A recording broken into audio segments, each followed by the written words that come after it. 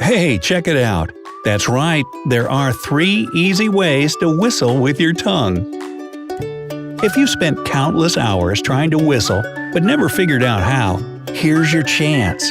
There are lots of different ways to set your tongue, lips, and fingers to whistle. Then you can make a mundane task more interesting, pass the time, and impress others, or maybe even hail a cab. Keep watching to learn how to use your tongue to create the sharp and vibrant whistle you've been dreaming of. And don't forget to click the subscribe button and turn on notifications to join us on the bright side of life. Now, are you the only person in the world who can't whistle? There aren't a lot of formal statistics to show the number of people in the world who can whistle, but an informal poll found that 67% of people asked said they couldn't whistle or couldn't whistle very well. Many non-whistlers think that whistling will always be an impossible task for them, a feat that is simply beyond their capabilities. And so, they stop trying. They might attribute this inability to genetics, the shape of their mouth, the shape of their lips, or the width of their tongue. For those who can whistle, it opens up an entire world. People whistle in all sorts of situations – at work to get through a boring task, to recreate a bird song, to hail a cab, while taking a walk, to train animals, or to express displeasure at spectator sports. Some people whistle while they perform on stage, and there are even whistling competitions. So how can you be one of them? Good news! The general consensus is that almost anyone can whistle if they follow the right technique and use the proper form. Here's method number 1. Begin by slightly puckering your lips. A good trick is to exclaim "ooh" and keep your lips in the position they're in at the end of the exclamation. Move your tongue toward the roof of your mouth and set the tip of your tongue against your 2 front teeth, like this, and then blow air out. Doing this will create a high-pitched sound. The sound will vary according to how much air you blow out. The stronger you blow, the higher the pitch. Now try experimenting by placing your entire tongue against the roof of your mouth or just the tip. Remember that the tip of your tongue should always stay against your 2 front teeth, and your lips should be puckered throughout the entire process. Some people get better results by placing their full tongue against the roof of their mouth and widening it so it touches the molars on both sides and no air touches the top of their tongue. If you master this, you can try smiling while whistling, and you'll achieve different tones. Method 2. Pull back your lips against your teeth.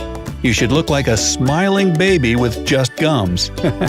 You can use your fingers to ensure that your teeth are fully covered.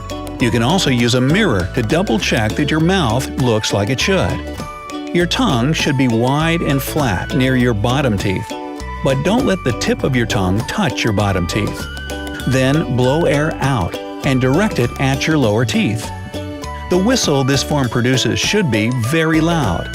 Mastering this form can require a good amount of practice, since the position of your tongue, mouth, and jaw might be uncomfortable. If so, take a little break. Once the strain on your mouth is diminished, give it another go. Method 3. This method involves using your tongue and 2 fingers. Decide which fingers you want to use.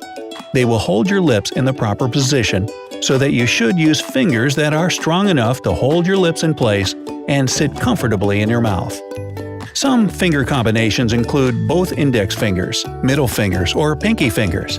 But for many, the easiest choice is the thumb and index finger of your right hand. Start by touching the tips of your tongue and index fingers loosely. There's no need to press them too tightly. Then stick out your tongue, curl it upwards, and place the tip of your joined fingers underneath the tip of your tongue. Holding that position, bring your tongue and fingers back inside your mouth right behind your bottom teeth. Wrap your lips tightly around your fingers so that the air enters and leaves your mouth only through a small hole in the middle. Now blow out. This technique is perfect for hailing a cab or making a loud sound. Experiment with different fingers till one of them does the trick. Bonus: Puckering method. Well, if none of those techniques are working for you, you can always try the puckering method of whistling, which is the most common for whistling a song. This method simply involves puckering your lips, letting your tongue become relaxed inside your mouth, and then blowing out air. It's important to blow the right amount of air. If you blow too much, you won't hear a single sound coming from your mouth. The key is to be delicate about it. A tiny amount of air blown out should produce a clearly defined whistle. If you've tried these techniques and given it your all and still can't do it, it could be attributed to an underlying medical condition. Whistling involves a muscle sphincter in your throat called the velopharynx. To produce a proper whistling sound, the velopharynx needs to close off completely. Oral resonance, as opposed to nasal resonance, is achieved by the closure of this muscle. If it can't close properly, you might find it very difficult to whistle. Signs of a velopharynx insufficiency are a cleft palate, hypernasal voice, and weak throat muscles. If you don't suffer from this condition but have a hard time whistling, you can experiment with a few things. Try these tricks.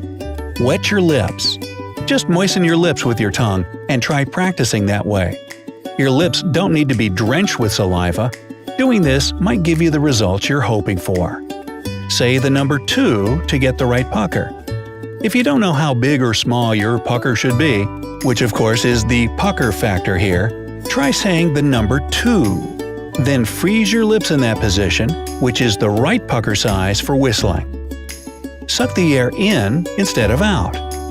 This trick can work wonders for people who find it easier to whistle by bringing air into their mouths instead of the more common way. The only downside of this trick is that it can be hard to whistle an entire song this way, since pulling the air in is slower than blowing it out. But it's a great technique if you just want to whistle once or twice to get someone's attention.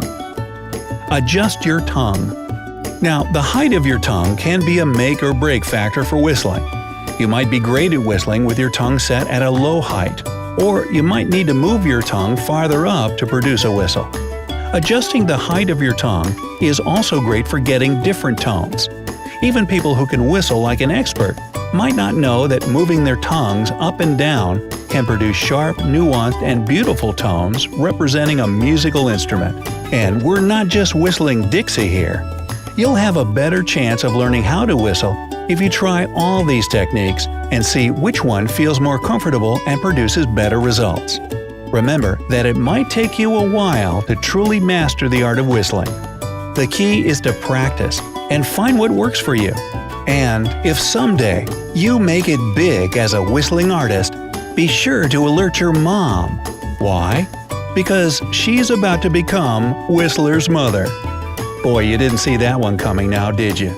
So tell us, Brightsiders, once you master these techniques, what will be the first tune you'll whistle? Let us know in the comment section. Don't forget to give this video a like, share it with your friends, and click subscribe to stay on the bright side.